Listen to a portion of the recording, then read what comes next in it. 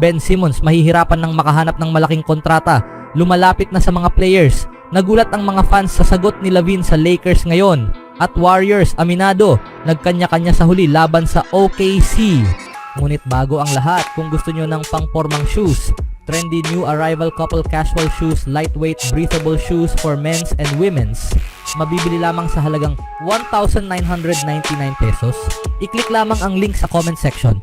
Nakamit ng Chicago Bulls ang isang mahalagang panalo laban sa Washington Wizards 127-108 noong Miyerkules ng araw sa Capital One Arena.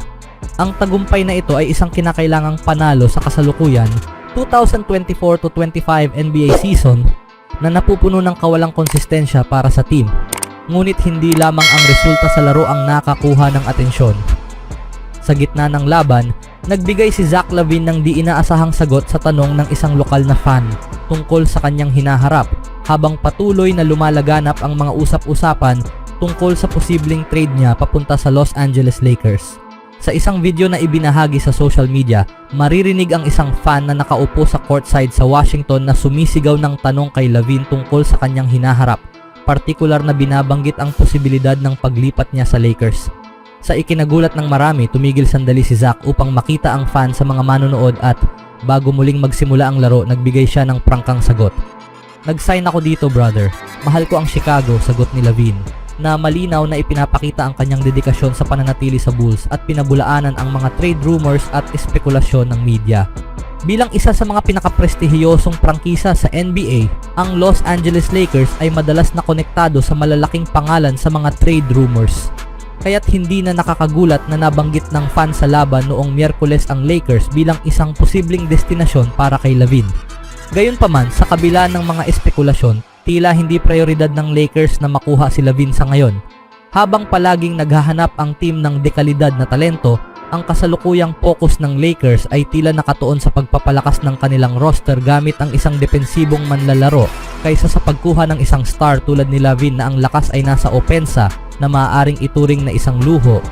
Anong masasabi niyo mga kaibigan? Sa ibang balita naman, hindi pa bumabalik si Ben Simmons sa level ng laro niya noong nanalo siya bilang Rookie of the Year at naging All-Star noong simula ng kanyang karera, ngunit nagpapakita pa rin siya ng kalidad sa depensa at ipinapamalas ang kanyang husay sa pagpasa na may average na 6.5 assists per game for Brooklyn Nets this season. Samantala, ang dati niyang team, ang Philadelphia 76ers, ay may nakakadismayang simula sa season na may 3-14 record. Huwag itong gawing mali bilang tanda na muling magbabalik si Simmons sa Philly, ngunit ayon kay Ramona Shelburne ng ESPN sa isang kamanghamanghang ulat tungkol sa mabagal na simula ng Sixers, tinawagan umano ni Simmons si Joel Embiid upang subukang ayusin ang kanilang alitan. Ayon sa mga mapagkakatiwalaang sources sa liga, sinubukan ni Simmons makipag-ayos kay Embiid at sa iba pang kasamahan noong nakaraang summer. Si Simmons na nasa huling taon ng kanyang kontrata sa Brooklyn ay muling pinatunayan na maaari siyang magkaroon ng malaking epekto sa laro gamit ang kanyang passing, sukat at depensa.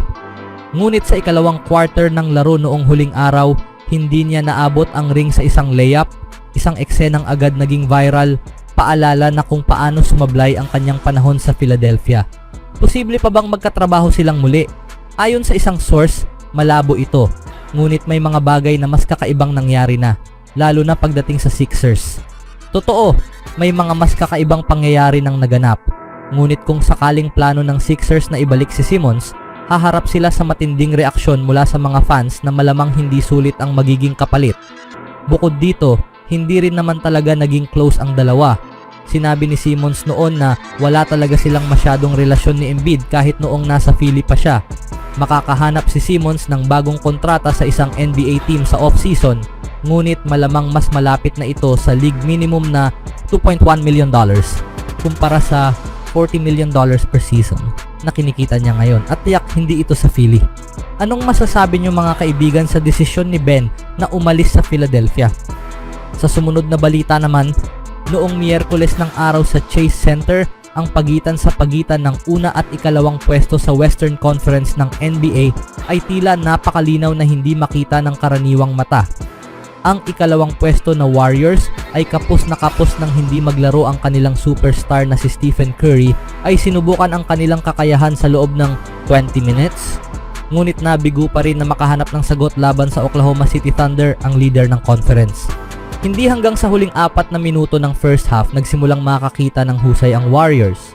Tinapos nila ang half sa pamamagitan ng 12-5 run at dinala ang momentum sa ikatlong quarter kung saan natalo nila ang Thunder sa score na 20-12 sa unang 6 na minuto. Nanalo sila sa quarter ng 11 puntos, muling binuhay ang nagsigawang 18,064 fans at pinanumbalik ang tiwala sa sarili. Sa kabila nito, muling lumitaw ang kakulangan ng Warriors sa opensa sa huli na naging sanhi ng 105-101 na pagkatalo, isang laro na mapupunta sa listahan ng moral victory. Napakasama ng laro namin sa unang quarter, sabi ni Coach Steve Kerr. Pero nagustuhan ko ang lahat ng nakita ko sa huling 3 quarters, ang enerhiya, depensa at rotations. Lahat ay nagpapakita ng dedikasyon. Yan ang koponan namin. Yan ang pagkakakilanlan namin. Mula sa 19 na puntos na pagkakaiwan, nabuhay ng Warriors ang laro sa mga galaw ni na Kyle Anderson, Pat Spencer, Draymond Green, Brandin Podziemski, Jonathan Kuminga at Buddy Hield. Pero ang depensa ng Warriors ang nagpigil sa Thunder na tuluyang makaabante. Bagamat nakapagtala ang OKC ng 51.1% shooting in first half, bumagsak ito sa 39.5% in second half na nagbigay ng pag-asa sa Warriors. Gayunpaman, hindi sapat ang pagsisikap para lampasan ang 5 minutong scoring drought sa dulo.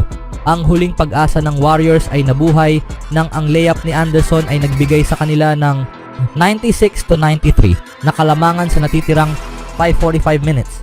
Ngunit nasayang ito nang sumablay sila sa sumunod na 14 na shots. Hindi magaganda ang mga desisyon namin sa huli, sabi ni Kerr.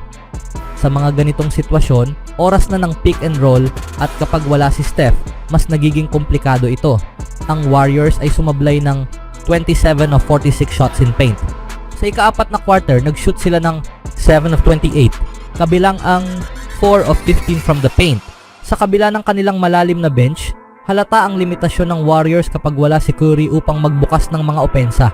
Halata ang limitasyon ng Warriors kapag wala si Steph upang magbukas ng mga opensa. Sina Andrew Wiggins at Jonathan Kuminga ay sumubok po na ng scoring void, ngunit nagtala lamang ng 1 of 8 shot in last quarter. Si Anderson lamang ang nakapagbigay ng epektibong opensa na may 8 points in 3 of 4 shooting.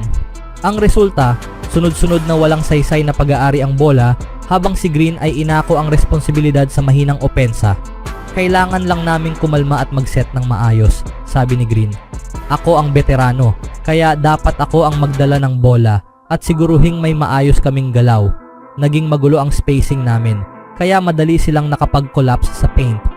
Kapag umabot ang laro sa ganung punto, kailangang may magpabagal ng laro at mag-set ng maayos na play. Ako ang veterano doon. Ako ang may pinakamaraming karanasan sa amin. Kaya kailangan kong alisin ang ulo ko sa sarili kong likuran, kunin ang bola at mag-set ng isang bagay na makakabuti para sa lahat. Ang lahat gusto manalo. Si JK pumapasok siya sa loob, gusto niya ito. Si Wiggins pumasok din sa paint ng ilang beses, gusto rin niya ito. Si Podziemski ganun din. Pero hindi tama ang spacing namin kaya nag-collapse sila sa paint. Wala kaming maayos na kick-out options dahil hindi tama ang spacing namin at hindi kami nakaayos ng maayos. Nagkanya-kanya lang ng diskarte ang mga tao.